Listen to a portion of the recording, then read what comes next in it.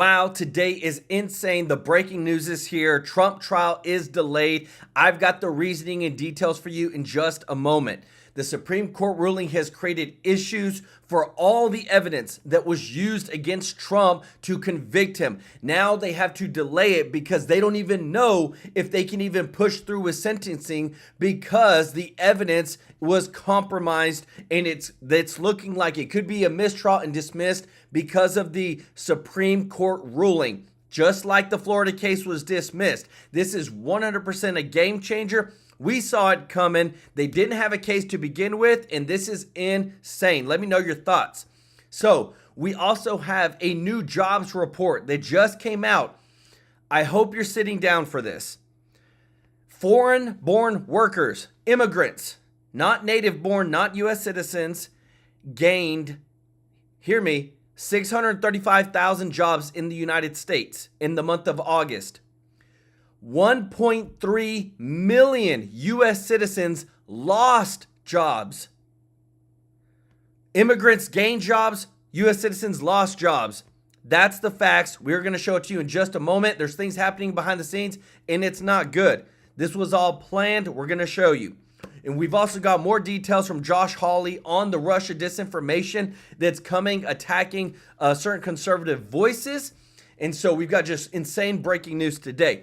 Just want to say thank you to everybody that's watching. If you're not subscribed, please consider hitting that subscribe button. And please, if you don't mind, click the thumbs up like button. It really does help to grow the channel. And just want to say thank you to all of our new members of the True Life News community. We already have Sarah Martin that has joined us on this show. Remember, the link is in the description. It's only 99 cents to join. And what we're doing is this. We want to get to 10,000 members, and we want to change lives. We want to take that money and go do some positive things in this world and let this channel be something bigger than just the news, but actually impacting this world in a positive way. So remember, only 99 cents to join. The link is in the description. Just want to say thank you to everybody that gives a super chat donation to the channel. It blesses me and my family so much, and we just want to serve you every day with the top news. So let's get right into this. This is crazy. A lot of people said that, okay, September 18th, they're going to try to put Trump in jail, but the Supreme Court ruling has changed it all. Check it out. This is some breaking news coming from the New York City courts. Judge Juan Marchand, who has been the presiding judge over former President Trump's so-called hush money case, has made a determination that he is not going to go ahead with the September 18th sentencing date for the former president, that it will be delayed until after the election. This had been a really fraught decision for this judge because people had observed, Sandra, that if he had have gone ahead with the sentencing, then the former president could have accused him of meddling in an election. And if he decided to delay the sentencing until after the election, no doubt he would get hit by a lot of accusations that he was acting in Donald Trump's political interests as opposed to in the interests of justice. But the breaking news coming to us just a couple of minutes ago, Judge Juan Marchand, the presiding judge in the so-called hush money case with Stormy Daniels, has decided to delay the sentencing for the former president until after the November election. This is a big decision, Sandra. Huge. Obviously, the implications of the timing is huge, considering the upcoming election, November 26th, many days and weeks after Election Day. So this just in, and we're going to get brand new reactions shortly. Obviously, we're talking about the judge overseeing former President Donald Trump's hush money trial. This has obviously taken center stage to many other cases we've been watching this week. But the sentencing now, John, delayed to November 26th, as we learn brand new details. You know, the former president was speaking to this just a little while ago at his New York City Trump Tower headquarters, saying that this was a deal, that there was nothing that was wrong with it legally.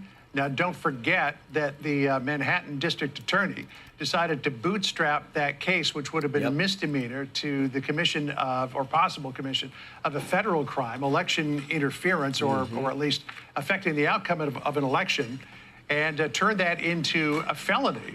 And in doing that, he got around the statute of limitations, and the jury came back with the verdict that the former president was guilty on all counts. but he will. And just remember, and I don't know, we haven't showed it on this channel because everybody that has shown it has gotten their videos taken down. But Louder with Crowder released a video showing that they spoke to one of the key people with the this whole case in the DA's office, and that person literally admitted, this was like undercover stuff, that this entire case was false, that everything that they did wasn't right to pull it together to try to go after Trump. Ever since that came out, everybody has been on edge on the Alvin Bragg, Judge Merchan, because they don't want to get sued for all the stuff that they've done behind the scenes to try to make this case work to try to get Trump. We're not going to learn about the penalty that will be imposed in this case, if a penalty is imposed at all, until sometime after the election. And if the former president wins the election, Sandra, that could potentially change the outcome of literally everything. All right, if you're just tuning in now, we just got word that the judge in this hush money case has delayed former President Donald Trump's hush money sentencing until after the election. You can see the date on your screen there is November 26th. John, just looking at the court document here and making my way through it to see if there's any further details that would be pertinent, but obviously the news is that this will be happening after the election. John, there will obviously be political debate and conversation around this in the coming days and weeks. Yeah, there's no question. Again, as I said, the decision by the judge was fraught, and he probably was going to face criticism no matter what decision he made. Again, if he had decided to go ahead with the sentencing and even sentenced former President Trump to jail time, which a lot of people thought would be the outcome of this, then there would be a great hue and cry from the Trump campaign and his supporters that this was the judicial system interfering in politics, but that if he waited, he would probably get a lot of criticism from Democrats saying, well, wait a second, this was supposed to be examining the rule of law and carrying out the rule of law, not taking into consideration the political fortunes of a presidential candidate. Joining us now by phone is Jonathan Turley. Jonathan, jump on in here on the breaking news as the former president, we know, as we learned weeks ago, moved to delay the sentencing for this hush money scheme until after Election Day, and it looks like the judge has decided to do so. Your reaction? Yes, and forgive the bells in the background. I'm on campus.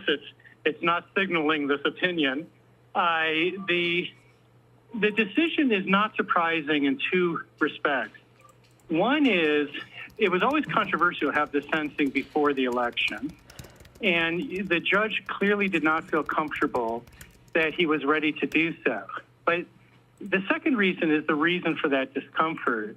The Supreme Court decision presented some very serious questions about this trial, and the judge knew he would be subject to an appellate review. It's clear that parts of the trial did run afoul of the Supreme Court decision. Ooh.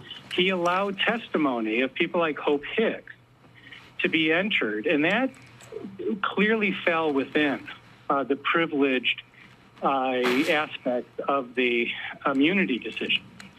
So he has to essentially get this cat to walk backwards. He has got to try to find a way that that evidence could be excluded, but the ultimate outcome be accepted. That's not as easy as people suggest. Nope. And he's got to create a record for that can withstand appellate review. So I think that the judge here is following the most cautious possible approach to say, let's... And if you didn't hear it before, the person that is speaking is Jonathan Turley. This is an American attorney, legal scholar. He knows this stuff inside and out big time. Hold off. It'll give me more time to look at the implications of this, and let's proceed after the election. So in terms of proceeding after the election, it looks like the new sentencing date is set for November the 26th. But let's not forget, Professor, that just before then, on November the 12th, which is 7 days after the election, the judge is going to make a decision on a motion to vacate the conviction because of the Supreme Court's decision on presidential immunity. So do you think that date, that November 12th date, also played into Merchan's decision here? I think it does. I think that all of this is being weighed together. I think that he believes that he can deal with the full range of issues here in terms of the sentencing issues, but also the continued viability of the conviction itself in November.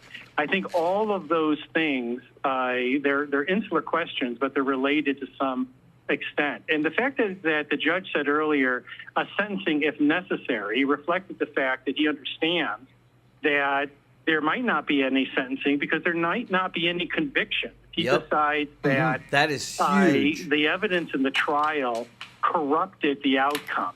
Now, many people are betting he will not reach that conclusion, but then he has to say why it did not corrupt the outcome, why it didn't taint the verdict. Hope Hicks and some of the evidence coming out of the White House at the trial must have had an impact on that jury. And she gave this very tearful testimony that received a lot of attention. And the prosecutors made reference to it in their closing argument. So you can't really separate these issues. I think that Merchan is giving himself a little bit of cushion of time. So he makes sure he will make sure that when he issues all of these rules, he knows that what they've done is wrong, and he knows now that the Supreme Court is involved. Because remember, prior to this, they weren't involved, but now since the Supreme Court has ruled, he probably doesn't want to lose his job or get sued in the aftermath if they do something against Trump that is legally against the highest court, which is the Supreme Court. He's ready for an appellate review. To that point, just reading through the letter from the judge, signed by the judge, in reference to the defendant requesting an adjournment of his sentencing that was currently scheduled for September 18th, as we all know, until after the presidential election. The judge says he argues the adjournment is necessary to provide adequate time to assess and pursue appellate options in the event this court denies his pending criminal procedure law, and to avoid the potential politically prejudicial impact that a public sentencing could have on him and his prospects in the upcoming election. He goes on further. So right there, he just said, look, we can't be put in place of election interference. Of course, if they were to sentence him on September 18th, which was actually my birthday, so I'm glad now they're not going to sentence him on my birthday, but this would 100% be election interference just days before the people go vote to try to put him in prison. I'm telling you, what's happening behind the scenes with the Supreme Court is changing everything. By the way, signs this letter where he ultimately makes this decision, saying this is not a decision the court makes lightly, but is the decision which is in the court's view, best advances the interests of justice, Jonathan.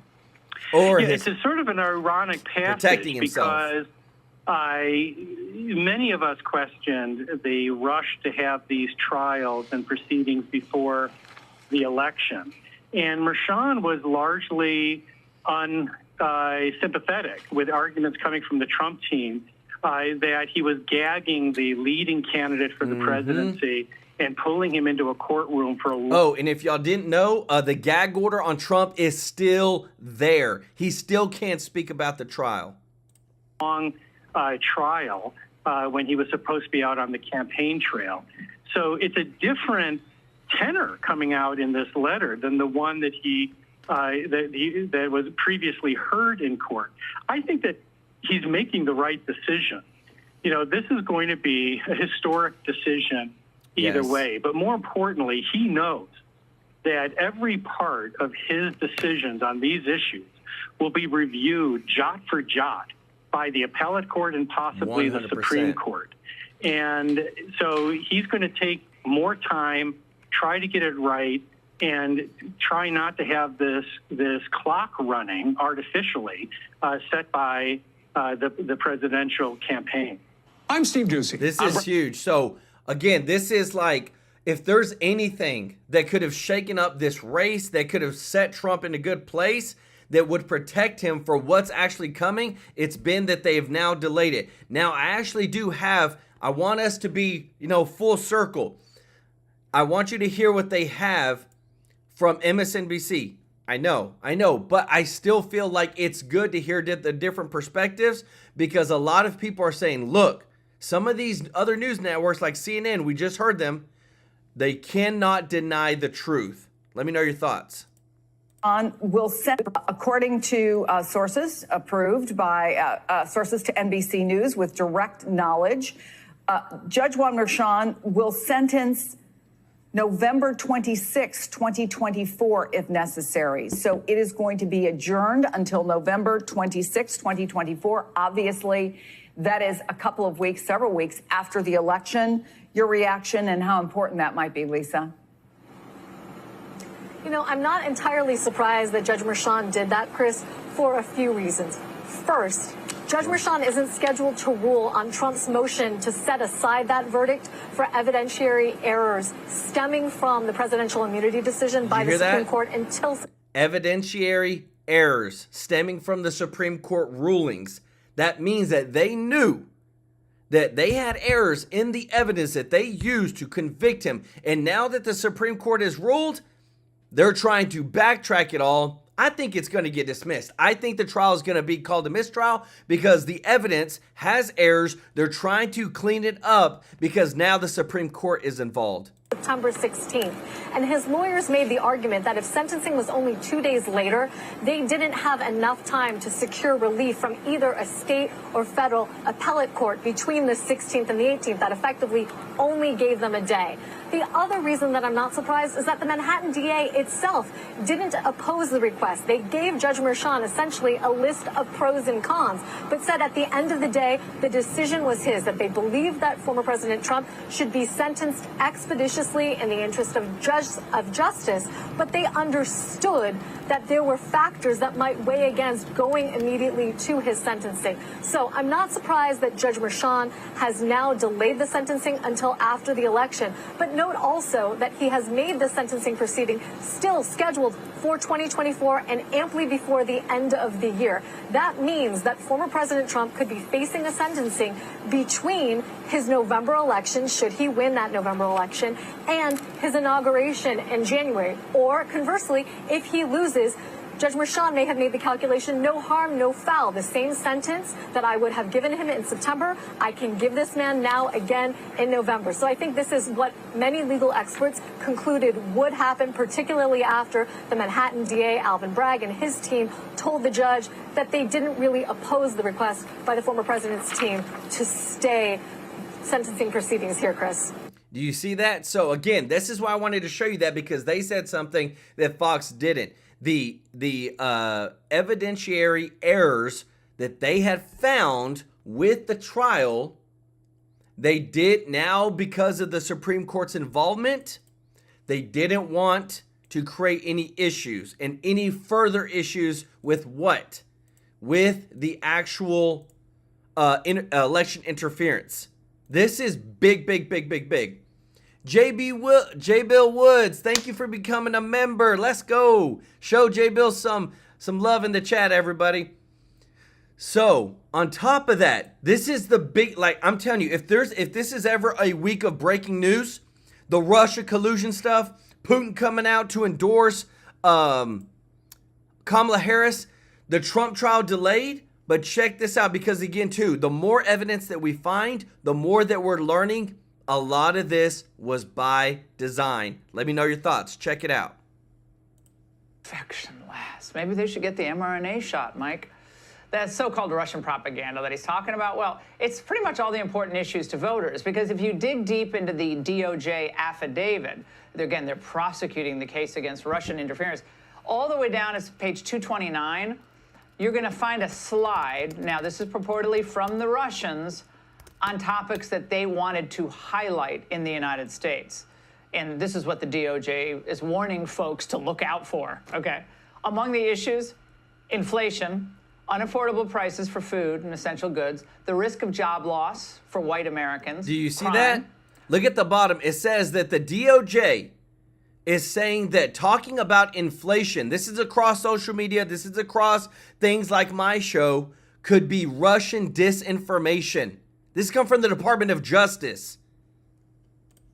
Overspending on foreign policy, and last but not least, we're being drawn into the Ukraine war. So basically all the issues that Trump and Vance talk about, that's what Russia wants to highlight in this election interference effort, according to the DOJ. What? instead of urging its surrogates to spread content on all those issues, that's what we're supposed to say. But again, these are the issues important to most American people. Just look at the polls. Conservatives are going to talk about these issues because these issues matter to the American people. Joining us now, Missouri Senator Josh Hawley. Senator, it's so obvious what's happening here. If you believe that we're spending too much money in certain areas of foreign policy, I guess you're part of the Russia interference? This is the third straight presidential election, Laura, that they've tried this. Nobody believes this stuff. This isn't about foreign interference by Russia. This is a smokescreen for domestic interference by our deep state and the Democrat Party. This is the same play that they've run for years. In 2016, the FBI used this playbook in order to interfere in our election that year. Lie to a court, get wire trumps on tap on Trump and launder it through the media. You remember all of that. Then in 2020, anybody remember the Hunter Biden laptop story that they suppressed? Big tech went right along with it, and now it's this again. It's the same old thing, and I just say again, nobody believes this stuff. Well, and I think Mark Zuckerberg coming forward and talking about the pressure that was brought to bear on social media companies back on the last election cycle, I thought that was significant. I mean, the winds are blowing through here, this entire false narrative, and this is a slippery slope, is it not? If the government can say entire topics, essentially, are off limits, where is the freedom in any of that, Senator? Let me tell you this. What we just saw was Judge Merchan covering his butt, doesn't want to be called out for election interference, so he's pushing the sentencing to pass the election date, November 5th. But the DOJ, the Department of Justice, who answers to Joe Biden, has just come out and said that talking about inflation could be Russian disinformation. Are you kidding me? Let me know. Do you think this is election interference as well? Well, here's what Mark Zuckerberg revealed to the American people, which is that the government colluded, our government colluded with big tech to force censorship on the American people, colluded with big tech to take down discussions, debate that they didn't like. Laura, that is absolutely unconstitutional. The First Amendment does not allow it. It prohibits it. And yet our government was doing that by using big tech as their willing ally. They're trying to do the same thing again. This is an attempt to legitimize it, to say, oh, now the Russians are doing it, so therefore, big tech, you've got to go out there and take down any posts about inflation or the border. You've got to censor all of this content. It's the same old thing, and I just don't believe the American people are going to fall for it. No, not this Senator, time. I want to get your thoughts on something that the Angle's been covering, which is this U.S. steel issue. It's one of the last remaining big U.S. companies involved in steel production. The Committee on Foreign Investment in the U.S. says that Nippon Steel's proposed takeover would create national security risks because it could hurt the supply of steel needed for critical transport, infrastructure, construction, and agriculture projects. Senator, your view on this, given that Biden and Harris belatedly kind of seem to come out saying, yeah, we're against this, and Trump and Vance also saying that, but months and months ago. I'm going to say Trump has been a leader on this from the beginning. The truth is U.S. steel should not be sold. I don't care what the foreign country is. We shouldn't have foreign countries owning our steel production in the United States of America. And if you want to look at who's to blame for this, look at Joe Biden and Kamala Harris. It is their policies for years now that have cost us jobs, that have cost us supremacy economically, that are driving more and more people into debt. Look at credit card debt in this nation, Laura. It's because of the policies of Kamala Harris and Joe Biden. So yeah, U.S. steel shouldn't be sold. Those jobs ought to be right here in the United States of America. But the only person who can guarantee that will happen is Donald Trump. Yeah, I don't believe the Harris-Biden switch on the topic. It's obviously political expediency, at least. And I'll tell you this, if y'all didn't know, something else has happened today that's big. Like these two things happening in one day, I don't think is by coincidence. So the Jean Carroll case against Trump, where she accused him of doing things, they went to the appellate court. They're trying to appeal it. Well, now they're saying like, okay, there's a lot more to this story. We're going to have to delay this as well. This is huge. Like all the cases that have come against Trump are now being delayed or dismissed. And what does it tell us? It tells us that there's been things that shouldn't have happened that have happened. But listen to one of my favorite new speakers on Trump's team talk about it. Check this out. Good afternoon. I've done this one too many times, actually too many times for the last 3.5 years while President Trump has been trying to fight to get this country back. And I want to speak to the American women, and I want to speak to the people that need to get out and vote on November 5th. I have sat with President Trump for years now, while he has been targeted with lies and with judges, AGs, and DAs who have specifically run in this city and others on getting Trump. The Trump administration will fix this problem. We will stop Kamala Harris's regime, because she was there, let's not forget that, and she still is, of using officials from the White House, putting them in DA's offices, in AG's offices, and attacking your political opponent. And this country deserves better than this. 100%. We do. We should not be sitting here at a press conference talking about this. We did this in 2016, and every woman had no reports. They come out when it's election time. And as a woman who has stood with President Trump, who has spent extensive time with President Trump and with his beautiful family, I will tell you, that is not President Trump, and I completely am disgusted by what I have seen happen to this person, his family, and the Trump organization that we stand in right now.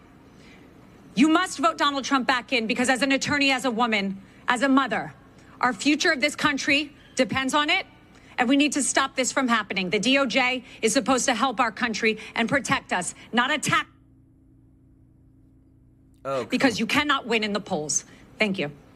That is big. So she is fighting with Donald Trump against the Jean Carroll case. She's one of his attorneys. I want to show you this real quick, because this is going to blow your mind, what you see. And then I'm going to show, I've got something else more from Alina Habba. But check this out. So the jobs report, you don't think something's going on with the Democrats, the immigrants, letting them all in, 11 million? Look at this. So the jobs report came out. Foreign-born workers in the month of August in the United States, foreign-born workers had an increase of 635 jobs that they were able to obtain in the United States. And these are immigrants. These are not U.S. citizens. Native-born workers, these are U.S. citizens, lost 1.325 million jobs in August. And this has been happening. And this is what Trump has been saying, that there has been these illegal immigrants that have come in, they're taking American jobs, and they are, and there's American citizens that are losing jobs. And if this doesn't stop, if we don't fix this, then there is people, United States citizens, that are losing out to people that are not citizens. You don't think something else is happening? Check this out. I'm telling you, more and more stuff is being uncovered, and we're all going to reveal it right here. The judge has just asked the attorney, Hunter's attorney, Abby Lowell, if the guilty plea is in Hunter's best interest. And his attorney, Abby Lowell, says yes. Hunter says he is under no pressure to enter a guilty plea, and right now the indictment is being read. So unravel that with me now, Trump 2024 senior advisor and also an attorney to former President Trump and current candidate Alina Habba. Alina, good to have you here today. What do you make of what's going on? I know you were also following what's happening in the D.C. courtroom with regard to President Trump. Yeah. What do you make of this Hunter Biden situation and this sudden guilty plea today? Well, obviously his lawyers had a meeting and saw what his odds were in terms of a trial and decided that it was in his best interest to file a plea deal. Obviously, I'm sure there was some element of the campaign being relayed in the interest of the Democratic Party and having all this bad press that he's been constantly giving them. I love what your last segment was. I was with the president at his economic stance. I think that's the stuff that the world needs to hear more about. All of this lawfare, and I will say, in a very impartial way, I think it goes on both sides, what we're seeing, and I don't like it. I think it needs to stop. We need to focus on policies, like you've been saying, Martha. What we're hearing, what we heard today from President Trump, economic policies. What are we actually going to do? I don't want to hear about Hunter and how he's evaded all kinds of prison and tax crimes. I frankly don't. I don't want to hear about the lawfare anymore in this country. And I think the American people are tired of it. They want to understand, what are you going to do for me? I don't want to know who Hunter slept with. I don't want to know what the DA in New York is doing while he ignores crime against Trump. I want to hear what you're going to do for my wallet, my home, and my family. And I thought today, frankly, like I said, I was there with President Trump. He did incredibly well articulating that, and I hope we get much more of that. I know that he'll be focusing on that in the future. You know, in the spirit of what you're saying, obviously there's a lot of legal stuff going on There today, is. and so I want to ask you about that as well. Sure. But with regard to what you're saying, and I just made the comment that this very serious economic policy-oriented former president today that we saw in New York would probably acquit himself well in that on Tuesday night if he sticks to this. What's your understanding? And I asked Corey Lewandowski this the other day of what his debate prep is like. Is it happening? Is he doing debate prep? Yes, of course. I mean, he's not. Listen, President Trump, he'll say it the best himself, and he spoke to this last night at Town Hall. President Trump is ready, willing, always to debate. He was ready, willing. Yesterday was supposed to be a debate with Kamala on Fox. She declined to do so. Why? Because she can't control Fox News. Well, that says a lot. But President Trump saying, I am ready, I know how to debate, I have done this a ton of times, that does not mean that he doesn't take his job seriously, and the severity of the obligation to get these people out of the White House so that he can get back in and clean up the mess. And then we get into all the policies. But we cannot do that if on Tuesday he doesn't do what he does best, which is he's going to destroy her, and not in an angry way, but he's going to do so by talking about policy, by being President Trump that I know, and really getting to the heart of things that the American people miss and need to hear. Hunter Biden, yeah, it's a serious legal issue. The guy's taking a plea agreement. That says a lot. That says that he knew his chances as an attorney were not going to go well in a trial, even though his father has the DOJ, has DC. That's what happens today, right? Wow. We know that we have the New York cases still going on. Jack Smith's indictment, which we had spoken about. But I will tell you this. You were following that. Let me just interject, if I may. Sure. What's going to happen with that? So Jack Smith is trying to redeem his cases, which have fallen apart. And he's like carved all the other out cases. certain elements of it because the Supreme Court said that a president is immune from official duties, not President Trump in particular. A president is immune from actions taken as official duties. So what are you learning from this Judge Chutkan case, and what you think is going to happen now? Is that case going to go forward? What does the timeline look Much like you said about economic policies, I think it's important, and I love to speak about this, so thank you for asking me that. The American people understand what actually happened. Supreme Court said official acts of the president, any president, like you astutely said, not President Trump, President Biden, President Obama, anybody, if they are official acts done while he is in his office, they are not to be prosecuted. You cannot go into the White House afraid of being civilly or criminally sued for your acts doing what is best at that moment with advisors. If it's an official act. 100%. So now we have a couple things waiting. We have the hush money. Obviously, we're dealing with that garbage case and dealing with a judge that's been incredibly difficult. And with Jack Smith, what has happened was he fell apart like a domino effect. And now he has tried to get a re-indictment, which he got, which pared down basically every flawed item of the Supreme Court. He said, well, maybe if I cut it out, the world will not pay attention to the fact that the documents were toyed with, that the evidence was messed with, that I wasn't properly appointed as Jack Smith, the special counsel. You're not a special counsel. You didn't go through the normal plans. And all those things have been tried. This is, again, look, we know he's not going to get a case done before the election. So this is another headline grab, and that's the problem with our justice system. It can no longer be about headline grabs. It has to be about real justice, not politics. Thank you very much, Lena Hobbit. That is like we're living in this whole social media, but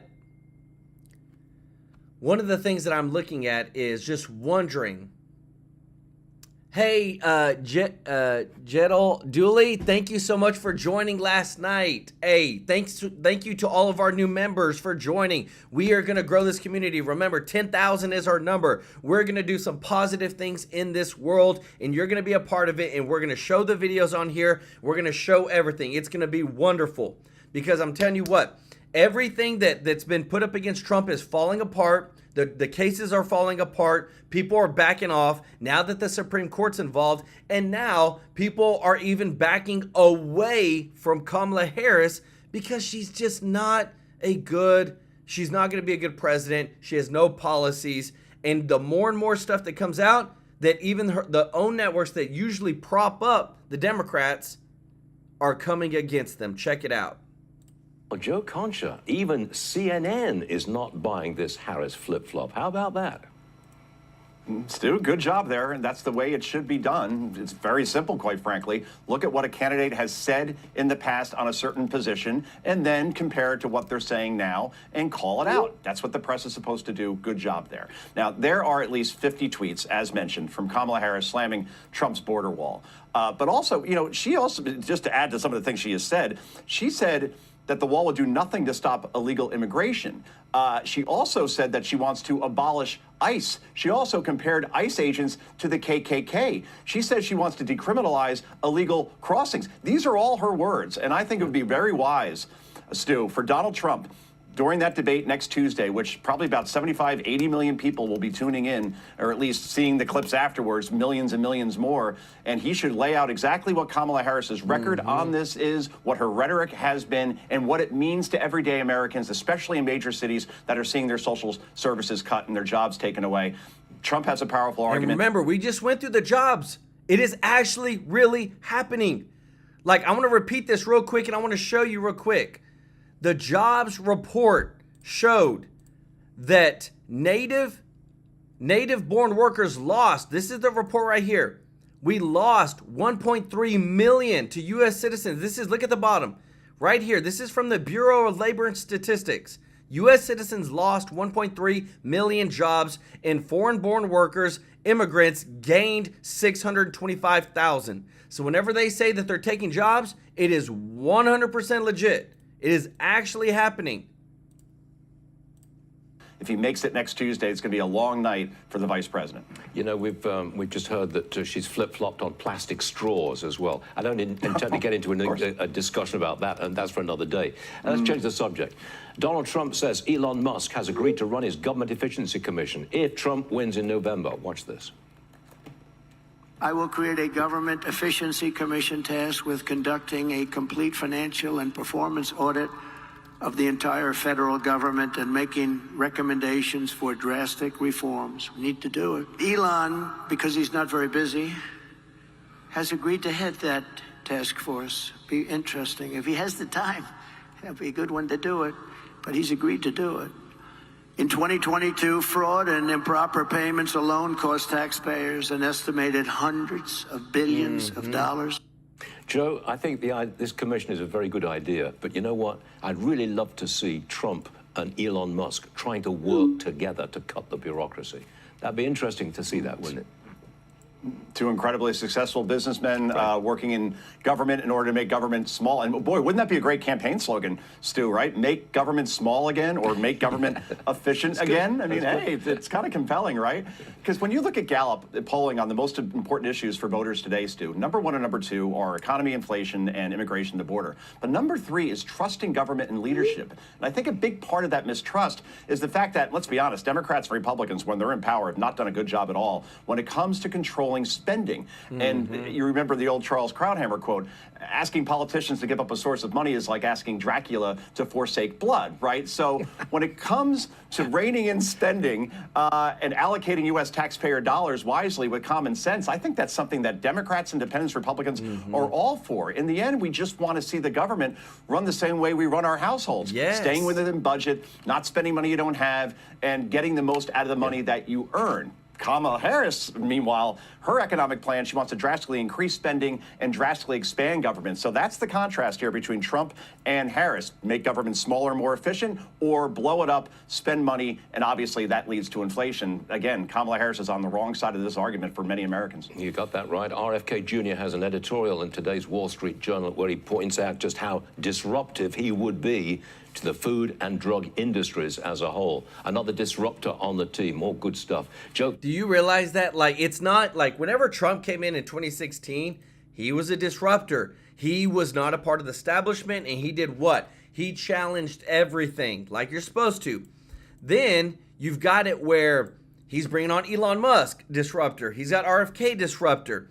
And this is what I love about the Dream Team, is that they're not normal politicians. These are people that have built businesses, have lived, you know, like a normal average American, not tied to politics, and but want to come in and do some good with the government and reduce it, save taxpayers' dollars, and make us healthier. Let me know your thoughts on that. So there's been something crazy that the Harris campaign has done. It's almost sickening what you're about to see, but it is something that just shows you how low they're willing to go when it comes to trying to beat Trump. Check this out.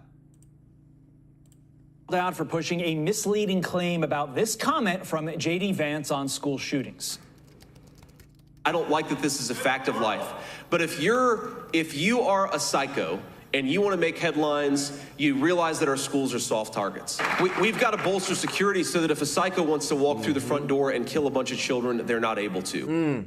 The Associated Press was pretty quick to report, quote, J.D. Vance says school shootings are a fact of life. They later changed the headline and posted, quote, this replaces an earlier post that was deleted to add... You know that they could sue them for defamation on this? Look at that. He literally, like this is so bad how things are getting, and I'm glad that they went in, they fixed it, but I promise you, it wasn't them that decided. It was probably some lawyers that told them, you better do this or you're about to get sued. Context to the partial quote from Vance. That's their way of saying we were 100% wrong. But Kamala Harris, their campaign doubled down with a post on X saying in part, Donald Trump and J.D. Vance think school shootings are a fact of life, and we have to get over it. Wow. Joe Concha is a Fox News contributor, and he joins us now. Joe, this feels egregious even for an election cycle. What do you think about this?